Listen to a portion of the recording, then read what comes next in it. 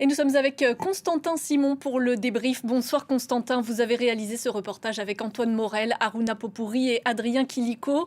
C'est terrifiant de voir ces jeunes jouer 2 ans de leur vie lors de cette loterie. Et pourtant, quand on regarde la façon dont le tirage est mis en scène, c'est très théâtral. On a l'impression que tout le monde prend ça au second degré, y compris les militaires.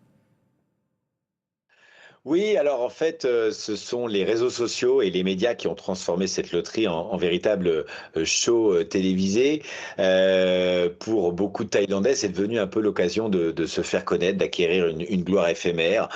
Par exemple, pour, beaucoup de transgenres qui, savent qu'elles ne risquent pas, si elles disposent d'un certificat de changement de sexe, un certificat médical, qu'elles ne risquent pas d'être enrôlées, mais elles doivent tout de même se présenter, à la visite médicale. Eh bien, elles se pouponnent, elles se font toutes belles pour se faire voir de tout le pays.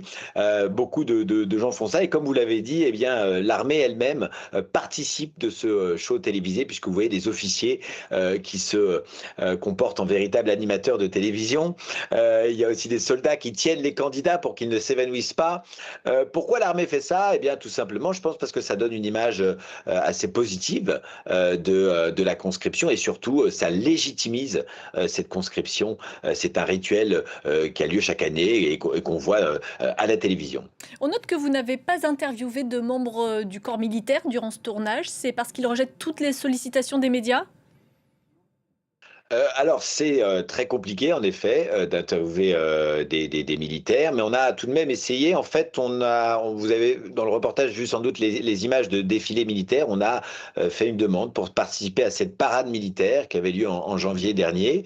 Quand on est arrivé sur place, alors qu'on avait pourtant toutes les autorisations, nécessaires et ça a pris du temps à les obtenir, on pouvait faire quelques interviews, de militaires. Et ben non, au dernier moment, l'armée a changé, le responsable presse de l'armée a changé d'avis et on n'avait plus le droit de poser de questions.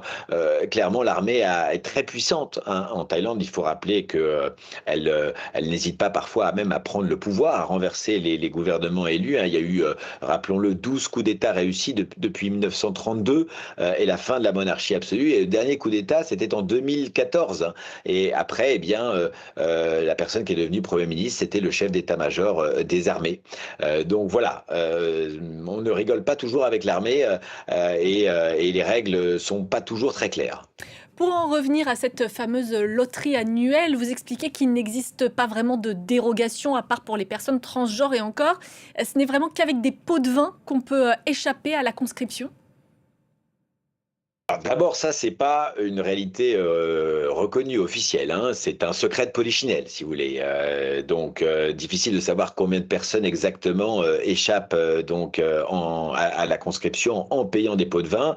Il y a eu un chiffre qui était sorti, mais il y a déjà bien longtemps, en 1999, dans la presse, un haut responsable, militaire aurait avancé le chiffre de 30 000, jeunes Thaïlandais qui échappent, donc à la conscription en payant chaque année. C'est difficile à dire. En tout cas, par milliers, je ne sais pas, mais certainement par centaines. Et combien cela rapporte à l'armée ou aux militaires? Eh bien, il y a un chiffre qui est sorti là aussi de 2 milliards, une estimation de 2 milliards de bahts, c'est-à-dire environ 50 millions d'euros. Voilà, c'est une corruption, en gros, qui fait débat, même si on n'en parle pas trop non plus. En tout cas, en 2025, l'armée a osé avancer une idée de mettre en place une redevance obligatoire pour en finir justement avec ces pots de vin. Mais évidemment, c'était compliqué parce que cela pose un gros problème d'inégalité entre les riches et les pauvres. Il y a beaucoup d'inégalités dans ce système entre les riches et les pauvres, mais aussi par exemple entre les diplômés et non diplômés. On n'a pas pu l'expliquer dans le reportage, mais lorsque vous disposez d'un diplôme universitaire, eh bien vous ne pouvez faire que 1 an au lieu de 2 ans de service militaire. Et puis il y a aussi les volontaires qui font beaucoup moins un service militaire beaucoup plus court. Que se passe-t-il en cas de refus, si on refuse de participer à la loterie ou d'être conscrit alors qu'on a tiré une carte rouge? Alors, on ne refuse pas, enfin, ça se passe mal.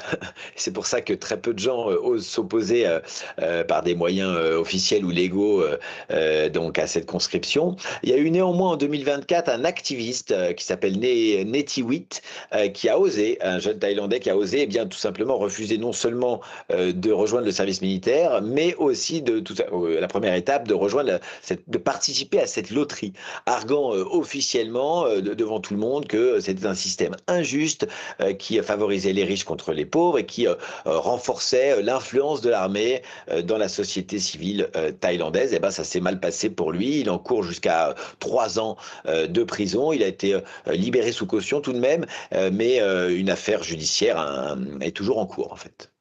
Vous évoquez les conscrits dans votre reportage, mais il y a aussi les volontaires. Combien sont-ils chaque année? Apparemment, il y a une nette hausse cette année. Pourquoi? Tout à fait. Alors, en 2021, il y avait 38 000 volontaires, et cette année, en 2026, l'armée a avancé le chiffre de près de 50 000 volontaires. C'est donc une forte hausse. Les raisons, eh bien, c'est tout simplement qu'il y a en ce moment la guerre dans la région, hein. Il y a eu la Thaïlande et le Cambodge sont en guerre. Enfin, il y a un cessez-le-feu à l'heure actuelle, mais il y a eu 4 jours d'une mini-guerre en juillet 2025, et puis de nouveau 3 semaines d'affrontements en décembre dernier.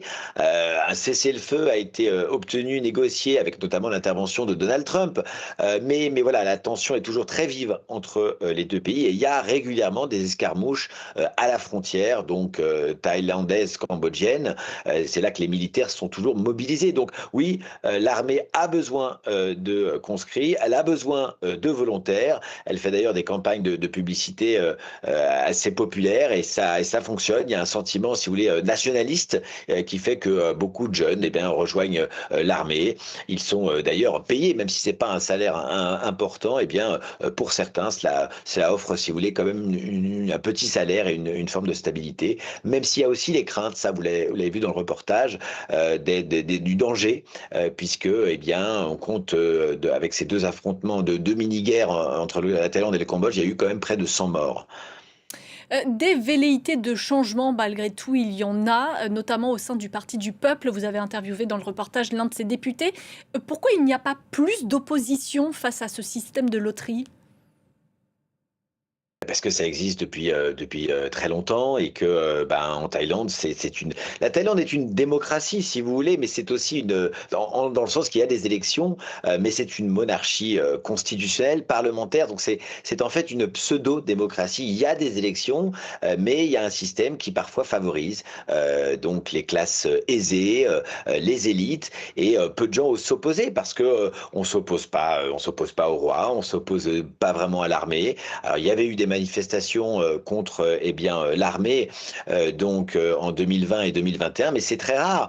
Et le parti d'opposition, qui est le premier parti d'opposition, le parti du peuple, hein, qu'on a interviewé dans le reportage, c'est vraiment le seul, parce qu'il est très réformateur.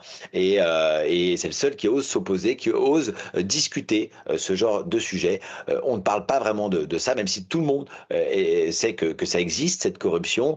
Et finalement, on ne s'oppose pas comme cela à l'armée. Et c'est pas encore moins le cas, je veux dire, cette année, avec le Premier ministre actuel qui est un fervent nationaliste, avec la guerre avec le Cambodge. La conscription n'est pas prête de s'arrêter. Merci beaucoup, Constantin Simon, en direct de Thaïlande. Merci Marion. Merci à vous d'avoir suivi ce débrief. Et tout de suite, place au Journal de l'Afrique présenté par Fatima Tawan. On se retrouve juste après.